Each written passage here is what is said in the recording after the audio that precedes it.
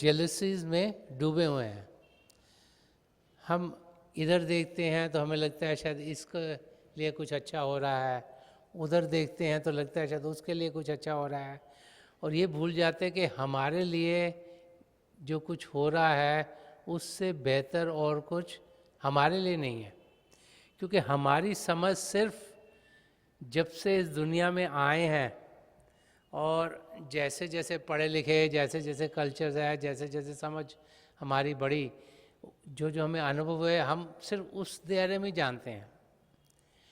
लेकिन हमारे पिछले कर्म क्या हैं, उनका क्या फल इस जिंदगी में मिल रहा है, इसका हमें कोई अनुभव नहीं।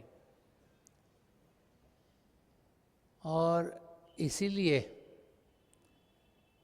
महापुरुषों की जब हम वाणियाँ पढ़ते हैं तो बार बार बार हमें यही समझाया जाता है कि हमें जाने कि हम में से हर एक इंसान का पल पल एक विचार, कोई बोल, कोई कार्य, हमारे साथ क्या हो गया, हमारे साथ क्या हो रहा है और क्या होना है, वो पिता परमेश्वर को मालूम है। उनकी रज़ा में हो रहा है, उनकी मर्ज़ी में हो रहा है। वो जानते हैं कि हमारी ज़िंदगी कैसी गुजरनी चाहिए, और ताकि इस चीज़ की हमें जानकारी हो, महापुरुष इस धरती पर आते हैं और बार बार बार हमें यही समझाते हैं। लेकिन हम लोग थिक हेडेड हैं। थिक हेडेड होता है जिसका दिमाग मोटा है, हमारी समझ में कम आता है। हम सुनते हैं, फिर सुनते हैं, यहाँ से सुनते हैं, यहाँ से निकाल देते हैं। ज़िंदगी कोई मुश्किल नहीं, बहुत सीधी और आसान है। ये पिता परमेश्वर की सृष्टि रची हुई है, उनके बहाने में सब कुछ चलता है। वो लाखों करोड़ों लोगों और जानवरों और जितने इंसेक्ट्स हैं सबका ख्याल करते हैं। ये हमारी समझ में शायद नहीं आता, लेकिन वो करते हैं। क्योंकि हम तो सोचते हैं, हम तो 2 4 5 लोगों को ही बातचीत करते हैं तो दिमाग ख़राब हो जाता है। इसका कैसे सोचें, उसका कैसे सोचें, इसके लिए क्या करें। तो वो हम सबका ख्याल करते हैं, उन्हें हम सबके बारे में सब कुछ मालूम है। अगर ये छोटी सी समझ हमें आ जाए तो हमारी ज़िंदगी बड़ी आराम से गुजरेगी। अगर हम चलते चलते कुछ लड़खड़ा भी जाते हैं तो वो भी उन्हीं की देन है कि हमारे कर्म कुछ काट दिए उन्होंने। अगर कभी पेट में दर्द हो गया या पेट खराब हो गया तो वो भी उनकी दया है कि उसके ज़रिए पता नहीं कौन से कर्म कट रहे हैं। अगर कोई शारीरिक रूप से तकलीफ़ आ गई या फाइनेंशियल प्रॉब्लम आ गई तो उसमें भी कई कर्म कट रहे होते हैं जो हमारी समझ के बाहर हैं। लेकिन हम रोज़ क्योंकि सोचते हैं कि शरीर तंदुरुस्त रहना चाहिए, फाइनेंशियल स्टेट अच्छी होनी चाहिए, रिलेशनशिप बढ़िया होने चाहिए, तो ज़रा सी उसमें हलचल होती है तो इतना घबरा जाते हैं, इतना घबरा जाते हैं कि जैसे हम जी नहीं पाएंगे। तो संत सूरदास जी महाराज यहाँ समझा रहे हैं कि जैसे राखो तैसे रहूं, कि हे पिता परमेश्वर, आप मुझे जैसे रखो, जिस हाल में रखो, उसी हाल में मैं खुशी से रहूं।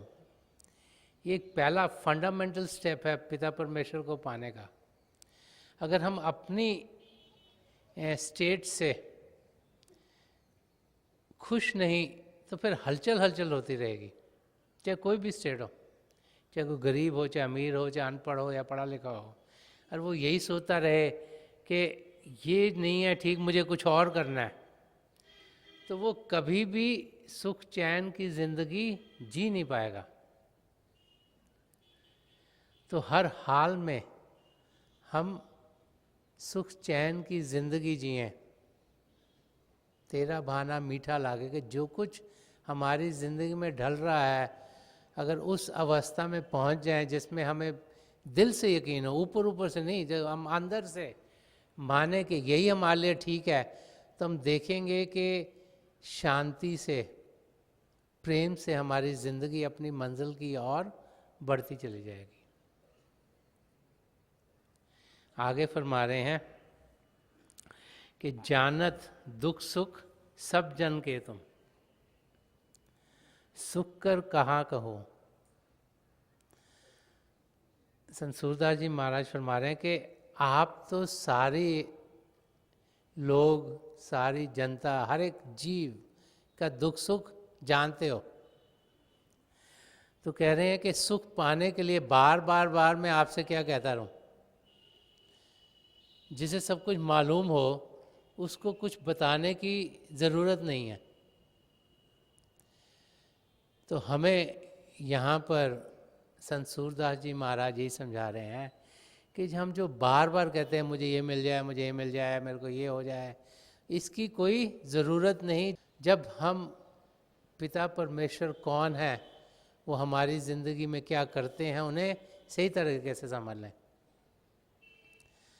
प्रार्थना करना सिर्फ साइकोलॉजिकल है, मन को शांत करने के लिए है। पिता परमेश्वर जो सब कुछ जानते हैं, उनका ध्यान हर एक के लिए है। वो जानते हैं कि हर एक को क्या चाहिए, और उनको कोई हमको बुलाकर या उनको पुकार कर कुछ याद कराने की ज़रूरत नहीं। तो इंसान प्रार्थना क्यों करता है? क्योंकि वो समझता है या वो सोचता है कि शायद पिता परमेश्वर को याद नहीं रहा मेरे साथ क्या हो रहा है। अगर मार्च 1 को आपके एग्ज़ाम शुरू होने हैं तो उनको भी मालूम है कि 1 को शुरू हैं। ये नहीं कि इस महीने में आप प्रार्थना ज़्यादा करोगे आपको ज़्यादा फायदा होगा। तो प्रार्थना इंसान अपनी कमज़ोरी के लिए करता है, उनको याद करना चाहिए, उनका शुक्राना अदा करना चाहिए। जैसे संत दर्शन सिंह जी महाराज ने फरमाया कि नफस नफस मुझे लाजिम है शुक्र का सजदा, कि मेरे दोस्त का ऐसा है ज़िंदगी मेरी। वो कहते हैं हर सांस में मैं उसका शुक्रिया अदा करूं, क्योंकि उनके ज़रिए ही ये ज़िंदगी मुझे मिली है। अगर ये ज़िंदगी नहीं मिलती तो 84 लाख जिया जून से हमारा छुटकारा नहीं हो सकता। तो पिता परमेश्वर कुछ तो हमसे खुश होंगे कि हमें ये मानव चोला दिया, नहीं तो हमारी आत्मा 84 लाख जिया जून में कहीं भी भटक सकती थी। तो हमने कुछ तो काम अच्छा करा होगा जो उनको खुश करा, क्योंकि उनकी खुशी में ही हमारी खुशी है। अगर वो खुश ना हो, अगर हमारे कार्य ऐसे हों जिससे हम प्रभु को खुश ना करें, तो हमारा फ़ायदा कैसे होगा, हमारे लिए चीज़ें कैसे ठीक होंगी। तो हमने कुछ तो अच्छा करा है कि हमें मानव चोला मिला है।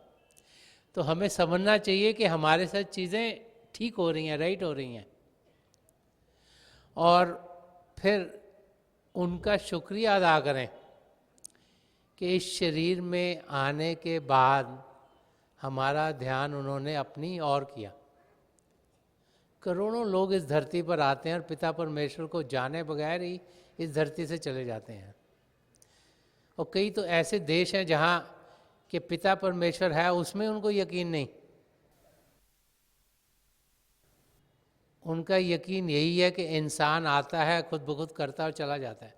तो उन बेचारों का क्या हाल होगा? तो हम तो खुशकिस्मत हैं कि ऐसे देश में पैदा हुए जहाँ पिता परमेश्वर को हम याद तो करते हैं, चाहे मूर्ति के रूप में करें, चाहे एक रूप में करें, चाहे दूसरे में करें, उनकी ओर ध्यान तो देते हैं।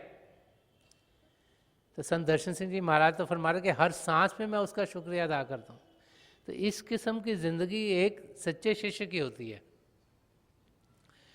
जो प्रभु का शुक्रिया अदा करे कि हे प्रभु, जो कुछ आप दे रहे हैं वो सब कुछ मेरे लिए बेहतर है। जैसे फरमाया कि जैसे राखो तैसे रहो, कि हर हाल में हम खुश रहें। और तो फरमा रहे हैं कि क्योंकि आप सबके दुख सुख जानने वाले हो। ये इंसान की समझ से कई बार बाहर होता है कि इतने ज़्यादा चीज़ें ट्रैक कैसे की जाती हैं।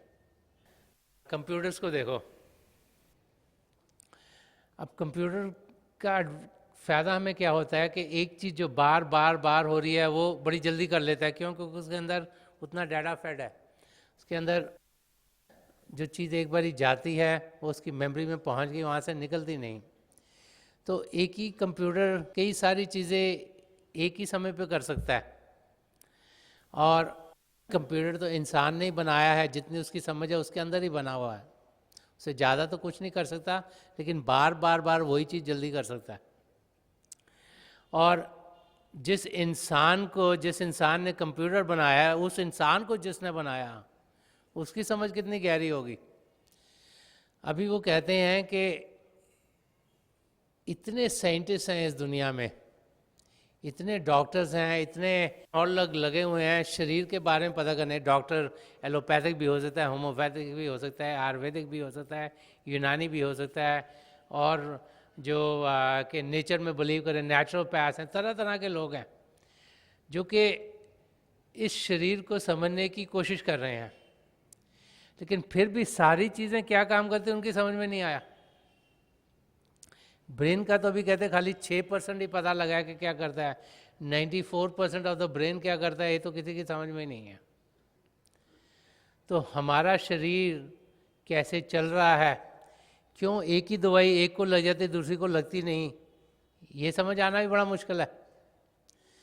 तो जिसने सब कुछ बनाया उनकी समझ क्या होगी, वो तो हमारी समझ के बाहर है, तो कोई समझ नहीं सकता। तो इस समझ तक पहुंचना कि हम समझ नहीं सकते, वो भी बड़ी अच्छी समझ है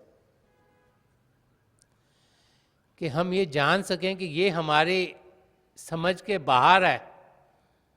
अगर उस लेवल तक इंसान पहुंच जाए तो फिर उसका विश्वास पिता परमेश्वर में ज़्यादा होता है। हम क्योंकि पढ़ लिखते हैं, हम चीज़ें समझते हैं, हम सोचते हैं हर एक चीज़ हमको एनालाइज करके ही समझ में आएगी। हमें यही समझाया जाता है कि 2 + 2 = 4, कि 2 + 2 5 क्यों नहीं हुआ, 4 है, 4 + 4 = 8। ये हमारी समझ है, हम उसके बाहर जा ही नहीं सकते। अब जब बाइनरी नंबर शुरू हुए थे, आप में से वो लोग जो 50, 60, 70 साल के हो गए, तो आपने जब साइंस पढ़ी होगी तो आप रेगुलर मैथ्स पढ़ते थे। फिर जब कंप्यूटर से पहले बाइनरी 1 0 1 0, तो वो पहले तो समझ ही नहीं आता था 1 0 क्या शुरू हो गया नया काम, लेकिन वो समझ में आना शुरू हो गया। और जब नई लैंग्वेजेस बनी कंप्यूटर्स के लिए, पहले समझ नहीं आता थी। और अब आजकल जैसे C++ आप में से बहुत से लोग पढ़ते हो, जो शुरू में पढ़ते उनको समझ में नहीं आती, ये ब्रैकेट क्या लग गई, ये क्या हो गया, क्या हो रहा है। आस्ते आस्ते आस्ते जाके समझ आती है। तो हमारी समझ उस लेवल तक पहुँचे जहाँ के हम रियलाइज़ करें कि कई चीज़ें जो हम कभी समझ नहीं सकेंगे। तो अगर उस लेवल तक पहुँच जाएंगे तो हमारा विश्वास पिता परमेश्वर ज़्यादा होगा। हमें ये समझ आएगी कोई हायर पावर है जिसके बहाने में सब कुछ चलता है, ये उनकी समझ में, हमारी समझ में नहीं आ सकता। तो यहाँ पर यही फरमा रहे कि जानत दुख सुख सब जन के तुम, के हर एक जीव के दुख क्या है, सुख क्या आप जानते, क्योंकि आपको उनके पुराने कर्म भी पता है, आपको पता है उनके साथ इस ज़िंदगी में क्या होना है और आगे उनके साथ क्या होना है, ये भी आप जानते हैं। क्यों? क्योंकि आगे तो वही होना है जो आपने करवाना है। तो सुख कर कहाँ कहो, तो वो कह रहे हैं कि मैं सुख के लिए बार बार आपको क्यों बोलूं, उसकी कोई ज़रूरत नहीं है, क्योंकि आपको मालूम है कि मेरे लिए ठीक है, और जो आपके बहाने में मेरे लिए ठीक है वही मेरे लिए सुख है। हम लोग तो यही सोचते हैं ना, जो हम सोचते हैं ये हो वो होगा तब हम सुखी रहेंगे।